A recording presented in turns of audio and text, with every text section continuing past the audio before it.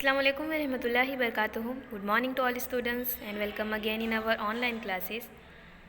Psychology में last session में हमने नफ्सी जिस्मानी तहरीकात के बारे में समझा था, जिसमें हमने तहसील की तहरीक और इल्हाक की तहरीक, ये दोनों तहरीक के बारे में समझा था। तहसील की तहरीक यानी कि हमारी ज़िंदगी में फ़र्स्ट ऑफ़ ऑल तो हमारी ज़िंदगी में मकसद होना बहुत ज़्यादा ज़रूरी है, तभी हम उस मकसद को हासिल करने के लिए कुछ करते हैं। बिना मकसद के वैसे ही हमारी ज़िंदगी मीनिंगलेस हो जाएगी। हमें हर चीज़ का छोटा छोटा या फिर मकसद तो कोई ना कोई होना चाहिए, ठीक है।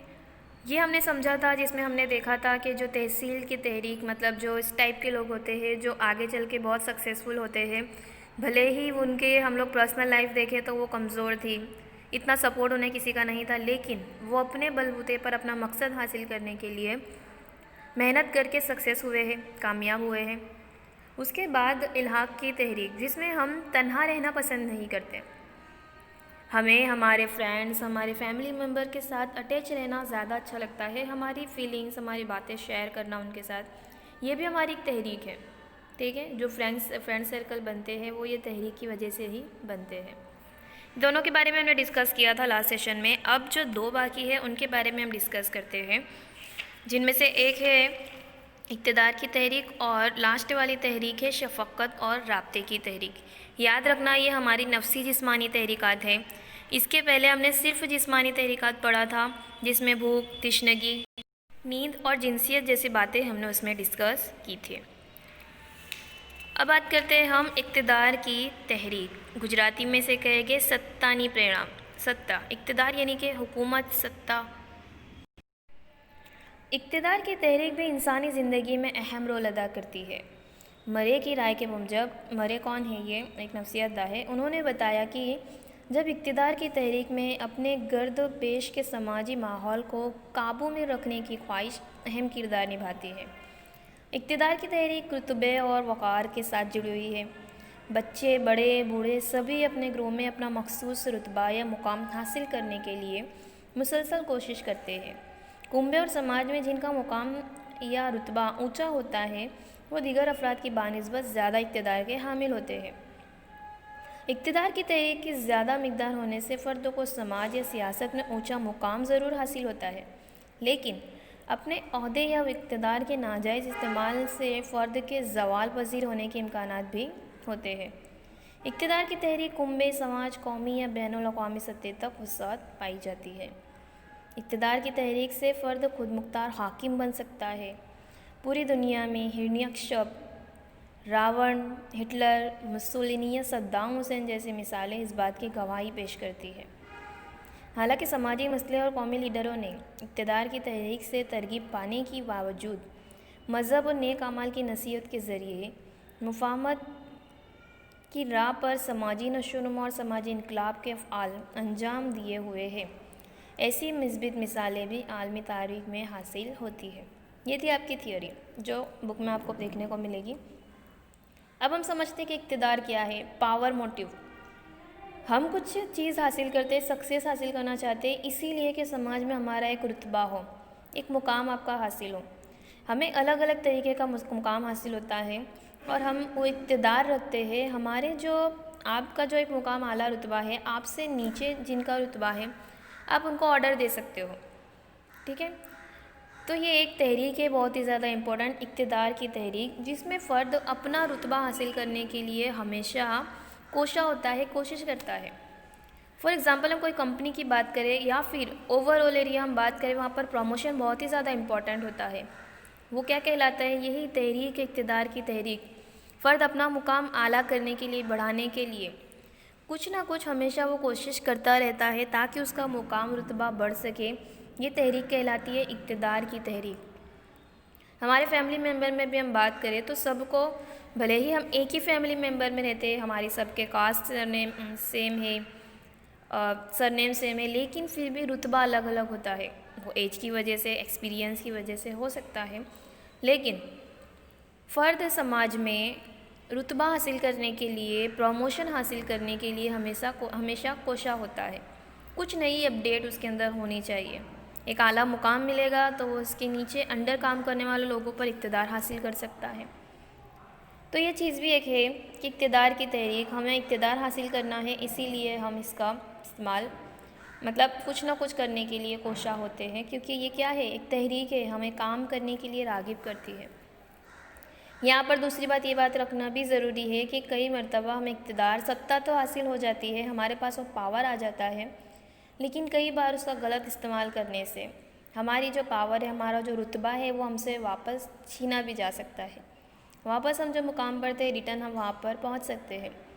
تو ضروری ہے کہ ہم نے جو محنت سے مقام حاصل کیا ہے، اسی محنت سے، لگن سے ہم اس کو نبھائے بھی، ایمانداری کے ساتھ اس کام کو ہم نبھائے بھی۔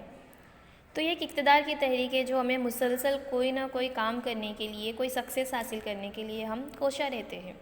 کمپنی میں پروموشن کی ضرورت ہوتی ہے، آپ پولیس وغیرہ میں آپ دیکھو، وہاں پر پروموشن امپورٹنٹ ہوتا ہے۔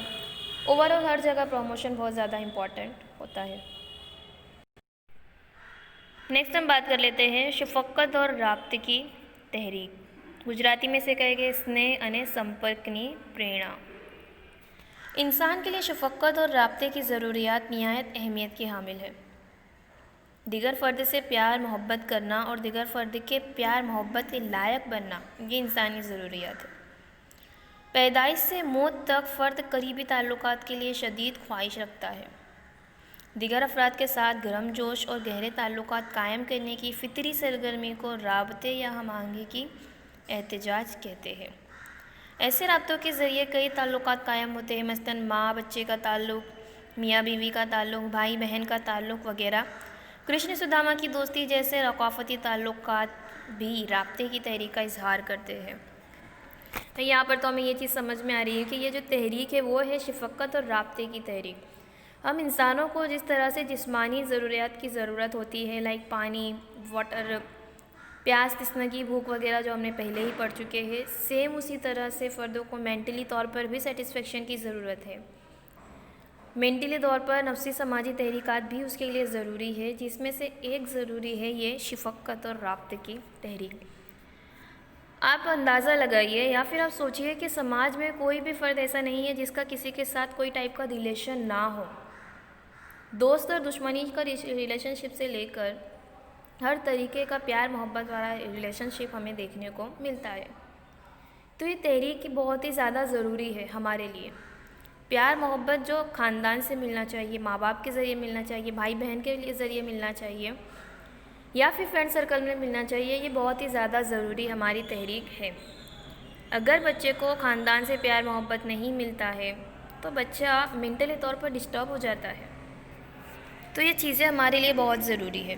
ہر ٹائپ کا تعلقات ہم سماج میں رہ کر اس ریلیشن شپ کو بناتے ہیں، ٹھیک ہے۔